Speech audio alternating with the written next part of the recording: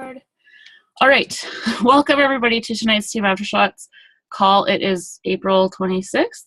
And yeah, so tonight we're going to talk all about Super Saturday. And the first thing that I wanted to mention was just a really cool thing that I did see on Anna's Team Victory All-Stars call tonight. I saw it when she screen shared.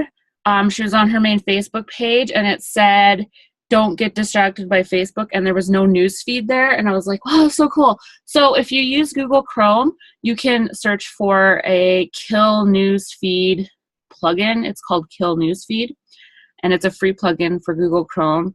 You just like download it, and yeah, it makes it so you can't see your news feed, so you don't get distracted when you're on Facebook. So I'm really excited about it because I always get distracted by my news feed. So yeah, that's going to really help me. So I want to share that with you guys.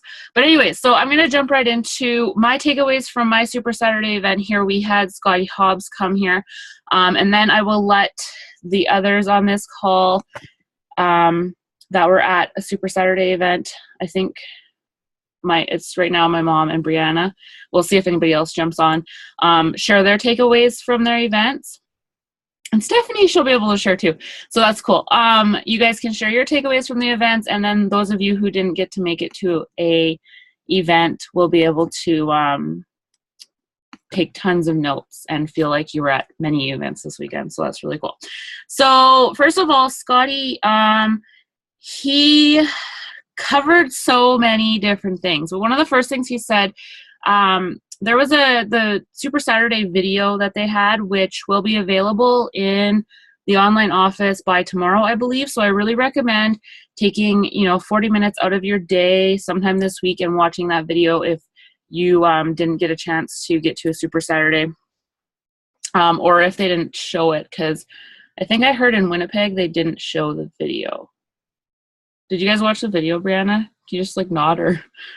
No, okay. Yeah, so if you didn't see the video, I do really recommend watching it because it was really, really cool. But anyways, there was some training in it, and then there was like a story that just makes you like ugly cry because it's so amazing and touching, by Coach Tulin. And so anyways, right after that video, Scotty, he was like, what struck you guys the most from that video? Was it the getting coaches started right training, or was it the Coach Tulin's story? And everybody unanimously, of course, said like Coach Tulin's story is what struck them, and that is what everybody was talking about afterwards.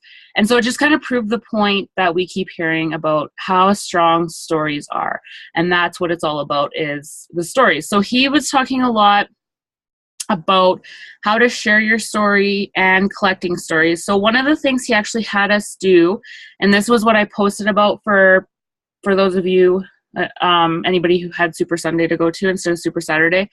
But when you go to a Beachbody event, you go and you meet people and you just ask them. He gave us like 3 questions, which I wrote, or 4 questions, which I wrote in the team page. But basically question 1 is, how did you find out about Beachbody? How did you feel before you started working out? What success have you had with a program or coaching? And why are you doing this? And the value behind that is because not everybody that you meet, you're not going to be able to totally relate to everybody that you meet. And not everybody that you meet is going to be able to totally relate to you. So the more stories that you collect, the more that you'll be able to relate to people. So an example of this, for me, say, would be, there's a coach here in Calgary who is actually also, she's also part of the Market Council, and she's actually the reason that we got Scotty here.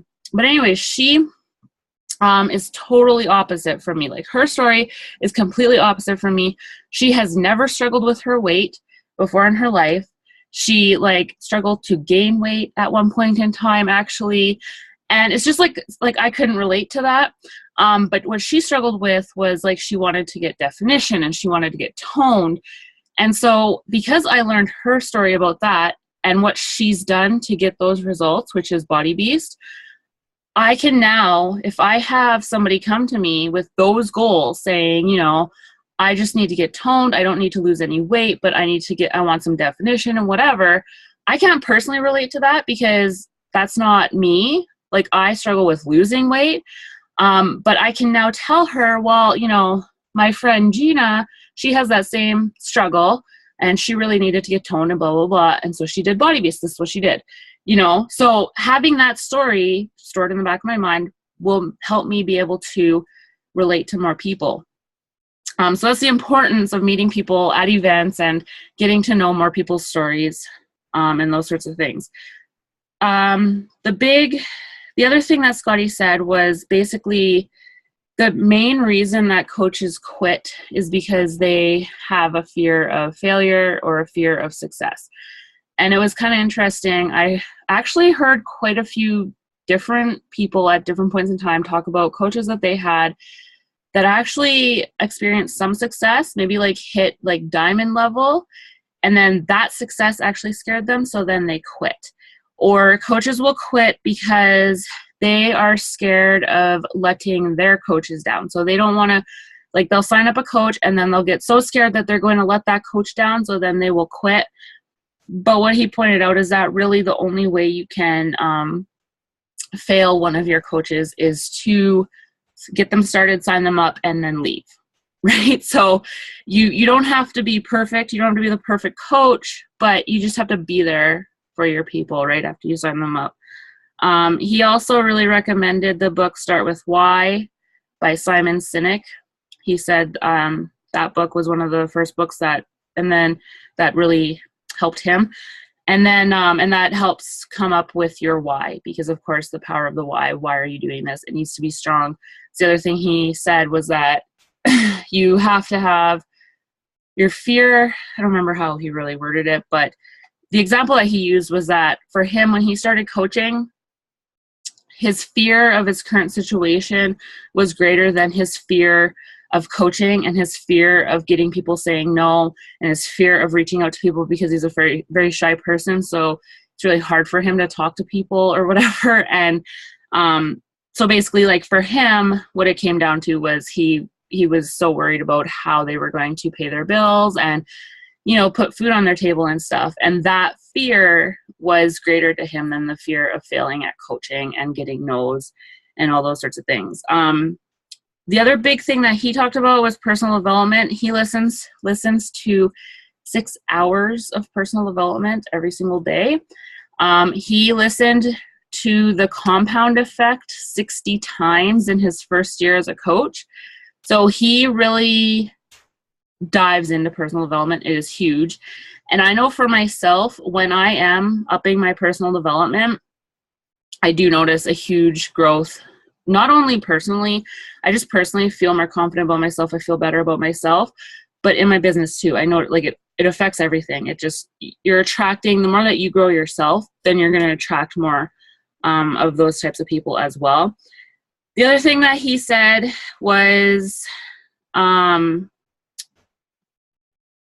you're going to have people who, especially when you first start out, you're going to have people that kind of poke fun at you. You might have people that even like unfriend you on Facebook or something because they're, I don't know, annoyed to see your, I don't know, workout post or whatever. This isn't something like this. Once again, this is another story that I had to gain from him and from other people, because I'm just the type of person that I'm just like, whatever, if you don't like what I'm posting, don't follow me. And it doesn't really bother me. But I know some people, some people get really affected by if somebody like unfriends them on Facebook or is annoyed by what they're seeing. And he said that, you know, that bothered him. And he did have like a couple close friends, like neighbors, people from his church or whatever, that unfriended him on Facebook when he started coaching because they were so sick of seeing his P90X selfies or whatever, and it bothered him. But he said basically he just told himself that he needs to take enough, basically hear enough criticism to change one life. So out of all that criticism that he was receiving, the people unfriending him, the people saying like, what are you doing? This is stupid. Because by the sounds of it, he had a lot of people that were telling him like, this is crazy, this is stupid, don't do this, and this is annoying and whatever. And but in his mind, it was like, well, if I can change just one life, then it doesn't matter that these other people are like put off by it or whatever. Because you're out there to just reach people, change lives, and help people, and those people are going to take it. And it doesn't matter, you're not going to please everybody. There are going to be people that get pissed off at you along the way, but you just stay true to your mission and your passion, and it won't matter because you're going to reach people and you're going to change lives. The other book that he strongly suggested was called The Purpose-Driven Life. And I didn't actually get the author from that one. I forgot to bring a notebook, so I took notes on my phone. So that's why I'm on my phone right now. And then, sorry, I'm just looking over my notes. So the other thing he said, okay, so you guys, I'm not sure if you all realize, but he is $1 million earner with Beachbody. So he earns $1 million a year with Beachbody. And he says, this was his words, making $1 million a year with Beachbody is easy, but believing that he could do it was hard. And that's really like the importance of the personal growth and the personal development, because we are our own worst enemies, and we're going to get into our own heads, and we're going to tell ourselves we can't do this. Why am I even trying? I'm not cut out for this. I am not like so-and-so, and I'm not like I am not like Scotty Hobbs, and I'm not like Lindsay Matway, and I'm not like top coaches. That's not me. I can't do this. Why am I doing this? You're going to get in your head and you're going to start saying these things. Getting over that is the hard part. Once you get over that, which personal development is what's going to help you get over that. Once you get over that, then the actual like helping people and stuff is easy. You just have to like get out of your own way.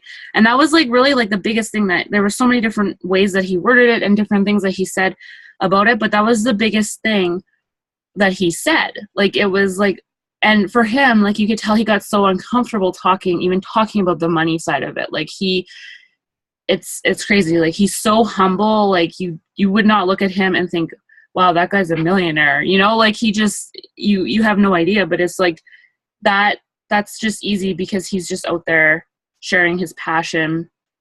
It's his purpose, and it makes him feel good. And that's how he makes money. But it's hard to get out of your own head and get past yourself to be able to actually do it.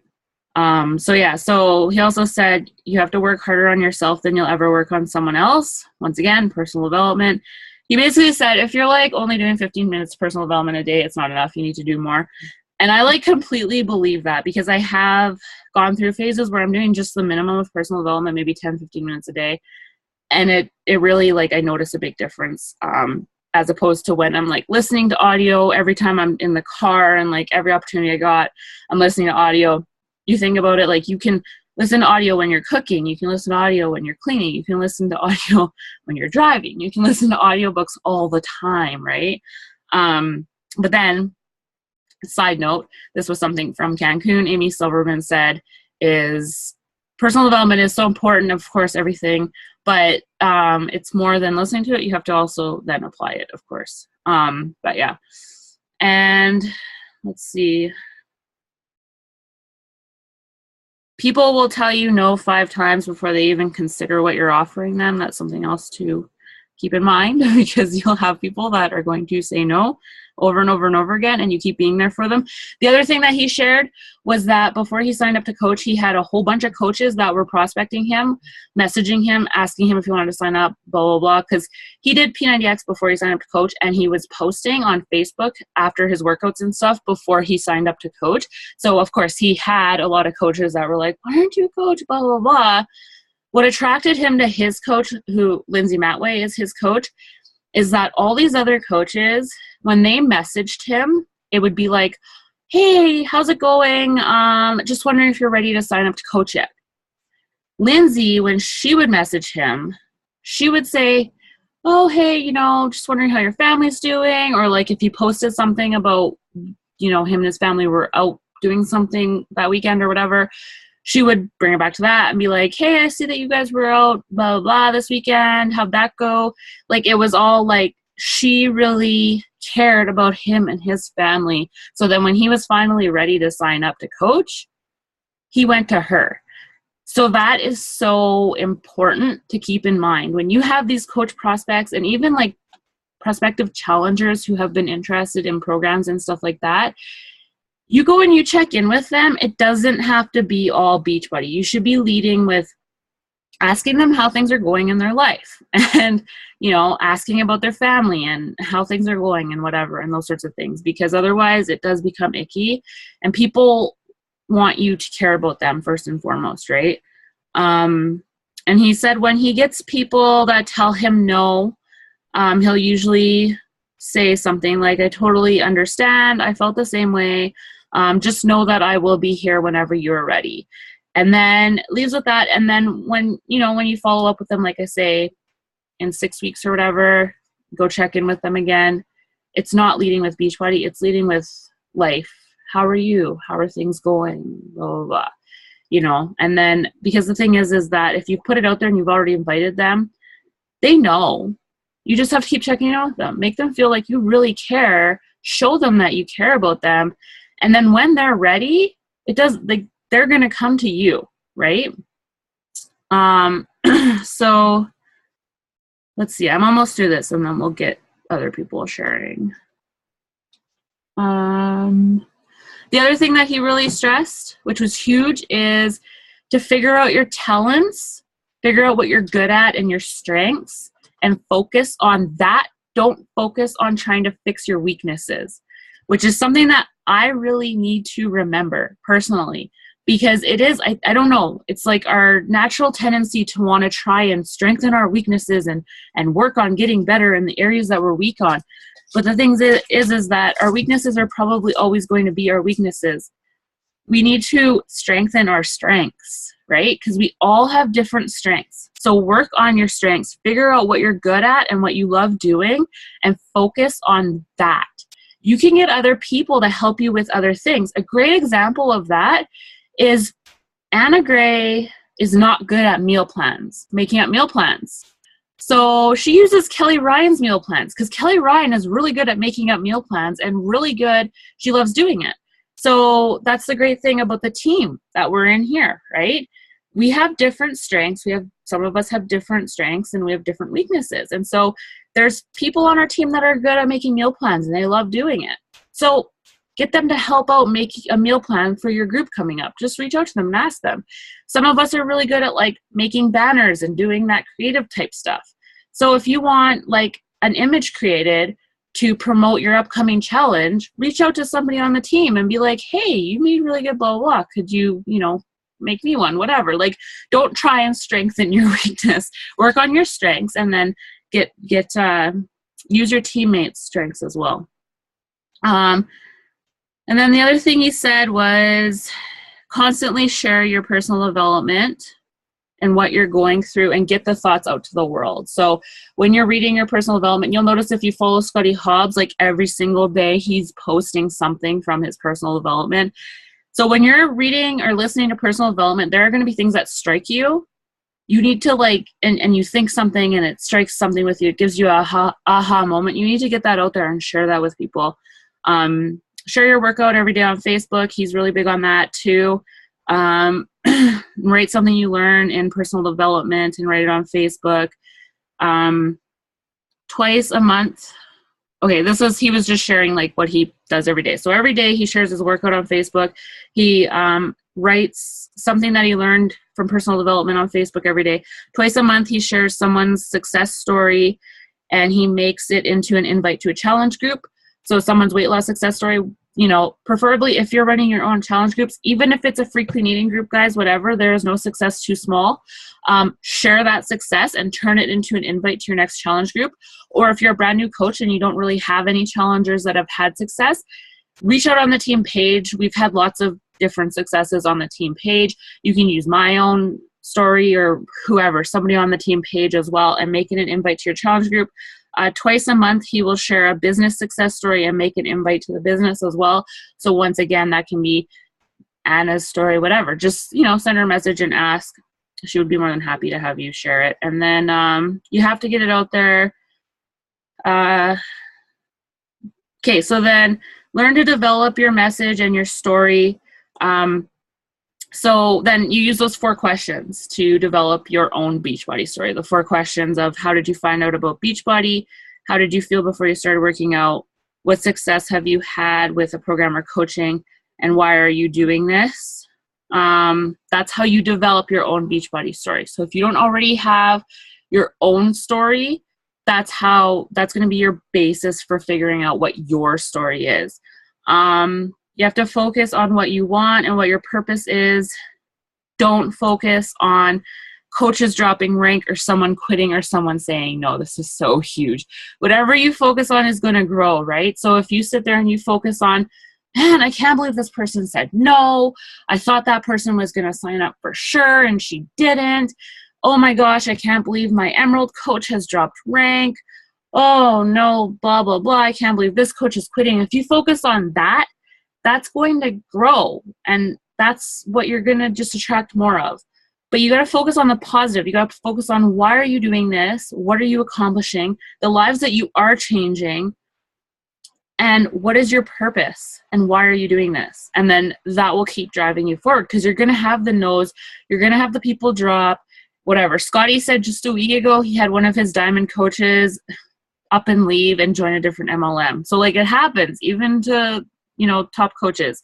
When it's hard, that's when you should surround yourself with more good. So when you're having a tough time in your life, I know it's easy for us to, when you're going through a tough time, to kind of just close in and be like, I don't want to talk to anybody. I don't want to see anybody. I just want to go hide, curl up in my bed and hide. But the thing is that we have so much good. We're so lucky as coaches. This whole Beachbody community is so amazing and so supportive. So this is where you should come. When you're having a tough time and you're struggling, whether it's business related, might not be business related, everything kind of connects in our lives.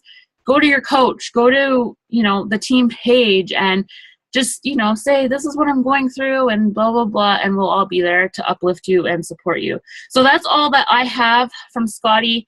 I wouldn't take up too much time. So whoever wants to share next from their event, you can just unmute yourself.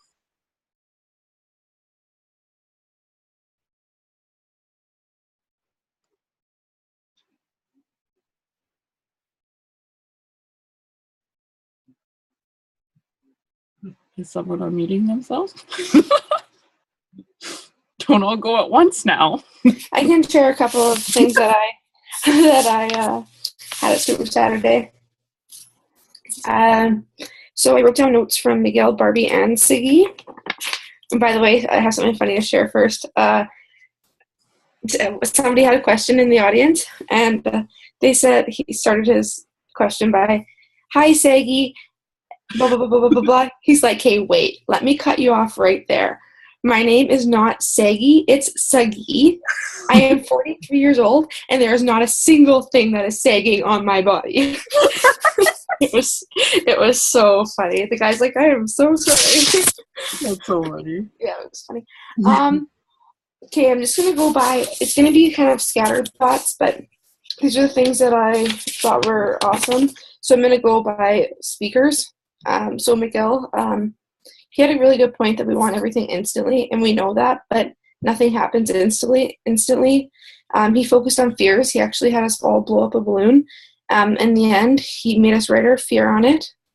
And then he played Eminem, turned the lights off.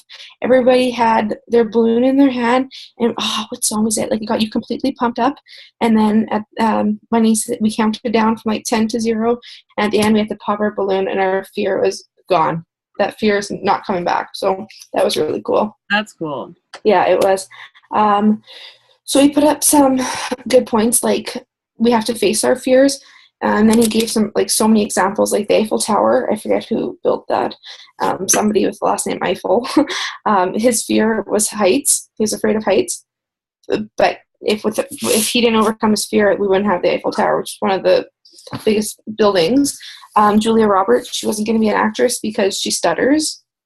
Walt Disney wasn't going to make Mickey Mouse and Minnie Mouse because he's afraid of mice. So it was really interesting the way he talked about it. So he said, instead of letting your fears scare you, let them empower you. So that's what I took from him. It was really good. Barbie, she was good. She was quick. She just kind of told her story on how she grew up on public assistance, living in a one-bedroom apartment with her whole family growing up. In her second month, her paycheck was $29 with Beachbody. Actually, I'm not sure who's all heard her speak, but she got started with Beachbody because she's seen her ex-husband and with his new girlfriend walking down the street. So she actually texted up her ex-husband and said, "Your new girlfriend looks amazing. What is she doing?" So that was kind of funny. But now she makes a 7-figure income. So she said, honestly, if I can do it, you can do it. She said that she was one of the poorest people ever, and now she's a millionaire. So it was just a little inspiration. And Sagi, this was really neat. The two most important days in your life is the day you were born and the day that you realized why you were born. Kind of cool. He expanded a lot on the decide, commit, succeed thing. So like we know this, you decide on what you're going to do, you're going to commit to that, and you're going to succeed. So it's really simple. Like I'm going to work on a Facebook post about it, because when you think of it that way, it is simple. You just have to choose what you're doing, and you have to stick to it, and you're gonna succeed. So I want to post something about that. To use as coaches, use people that oppose of what we're doing as motivation. 75% of coaches quit because of what family members think of them. So I looked over at my mom and thanked her for coming with me, because that was exciting. He was homeless too. He lived in his car for 4.5 months. So I didn't know that, so that was neat. One size does not fit all. That's why Beachbody has all these programs, because one size does not fit all, but there is a size for everybody. That was cool. Talking about it won't do anything. If when you think negative thoughts, negative actions are going to come towards you. So if you say to yourself, "I'm so fat," calories are going to come looking for you. You have to change your mindset before your body's going to change. So I thought that was cool too. There's no quick fix. There's some miracles, but there's absolutely no magic. He bursted my wishes. And then he just said, if anybody asks you on your team what your personal development was today, it was a decision. Your personal development was the decision to come here, and a decision on what you're going to do next with what you learned here. No regrets he focused on. I only have a couple more points. The number one fear of people, that they're afraid to ask for help. So make yourself welcoming, and then they'll feel comfortable to ask for help. It's still going to be hard for a lot of people, but at least you're there. We're all equal, no matter. We all have the 24 hours in our day, and God gave us all one thing: choice. We all have that. We all have that gift. So it's just a matter of choosing what we want to do. You can't take the elevator from floor 1. So from floor 1 to 20, you have to take the stairs. Life isn't easy, but you're gonna fall down, but you just have to get right back up. And then what are you going? You know what you want to do. So what are you going to do about it? That's what I wrote down from Super Saturday. Awesome. Yeah, it was awesome. I know. So he is amazing. Yeah, he really is. And I didn't know his story. Like, I hadn't done his programs, and yeah, it was great. Yeah. He's yeah. Cool. Yeah. Let's see. Mom, did you want to share anything? I was thinking if Stephanie wants to share. I don't have much different than you. I have just the one quote that he gave that I really liked. And I don't think you said it. Turn your tests into testimonies and your mess into messages. Right. There you go. That was a good one. Yeah, but I thought Stephanie might have something different. Okay. Stephanie, do you have anything to share? If I can. Yes, you can. Oh, you can hear me? Yep. All right. I can't hear you, though, for some reason. Well, one of the main topics was Ryan Berry and Jeff Mathewson both talked about reaching your own personal summits, about setting your own summit before summit, and, wanting you to decide what you wanted to accomplish, say by June 25th, which oddly enough is when Diamond Dash ends. But their main theme, both of them, was about achieving your goals and trying to set your own goals before you get there.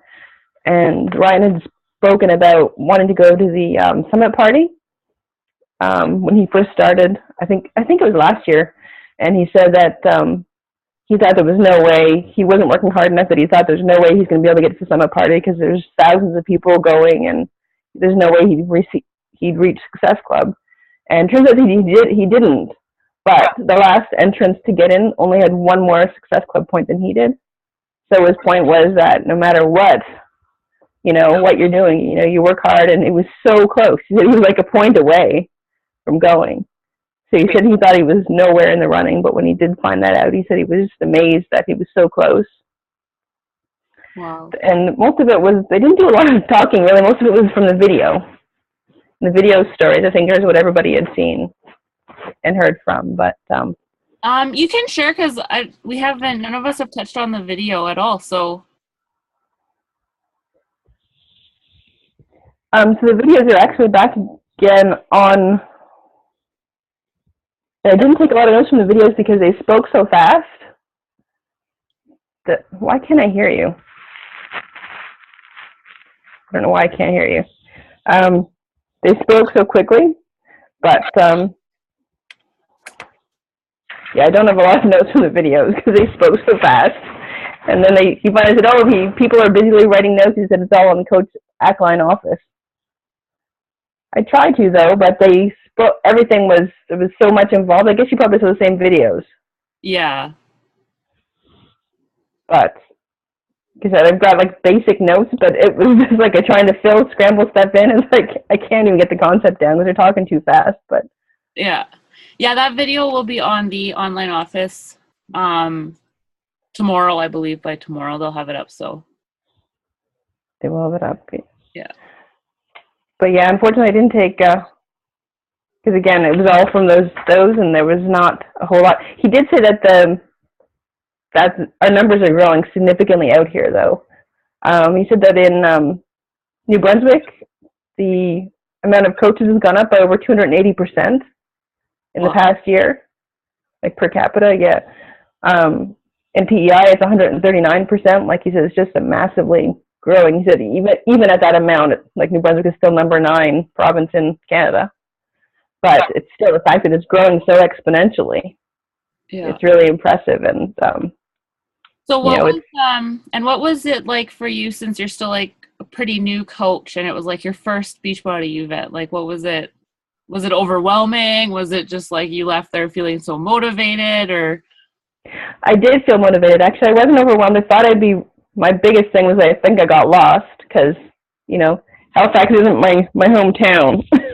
So I'm originally from Toronto, and parking there, I'm like, oh my gosh, I'm never going to find my car again.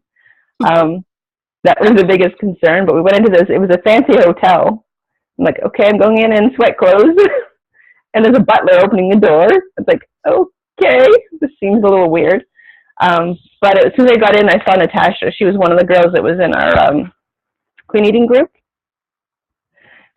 She brought a friend as well, but everybody's really nice. Jeff came right over, like pretty much as soon as I walked in. He was talking to somebody. He came right over and introduced himself. So he didn't know who I was, but sort of strange. So I said hello for you.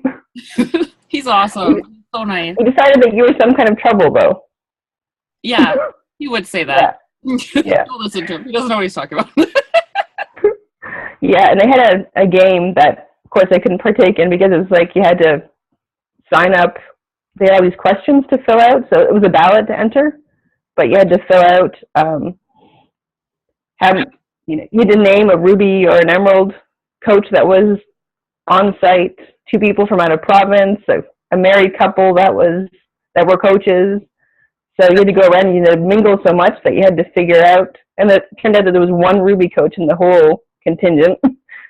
But so it was sort of an interesting game, and they handed out different kinds of shirts. Oh, so there was about 10 different winners. So they just, it was pretty good. That's kind of exciting, but it was like, how do you find out who everybody is like that quickly? It gives like, like an hour to sort through everybody and find out all these different people that were different levels of coaches or from out of province or new coaches. And That was kind of exciting too. And the size was crazy. And Jeff was really sore because he had done it yesterday in Toronto. Yeah. So he said, I can't even move. He said, but I can't dance anyway. He said, so it's not going to make much difference. But so that was kind of fun too. Awesome. But it was really a huge crowd of everybody dancing. That was really amazing. Yeah, that was cool. There was a good turnout there. It was awesome. It was a pretty good size. Yeah. The only thing is that Natasha, she didn't find any of the Shakeologies that she liked because I think they were all mixed. That's probably something they probably shouldn't do. I should probably mention that. But I guess it's just, it was different. Like there was apple in the vanilla or something. Oh. Yeah, she said it was some sort of weird tart apple thing. And she said, I had a taste of that. And she said, you know, it was like eating a sour candy. And I'm like, well, that's weird. It's kind of strange. But it's funny because we didn't have a Shakeology bar at this one. This is our first one without a Shakeology bar. And we actually had like complaints about not having made up Shakeology. Okay. Yeah. And I guess it's just it. It's the recipes, right? And I think that they have to, if you know what the recipe is or you know what's in it, then it's a lot easier. But I guess they just took what was ever up there on the counter. Yeah. Like, they had a bunch of them out and had a bunch of them made, but she heard it was an apple or something or other. So she's like, oh, I don't like that. And I said, well, you're going to have to try the plain stuff without the mix-ins and add your own stuff. Because, I mean, I don't think I'd like apple and vanilla. No. Anyways, Zoom's going to cut us off in like less than a minute. So I'm going to take my screenshot. Thank you guys for sharing. That was awesome. And I'm sure that Andrea and Kelly are really thankful that you guys all shared too. Okay, ready? 3, 2, 1, cheese! Awesome. All right, awesome. Thank you guys. Have a great week. Thank you. Bye. Bye.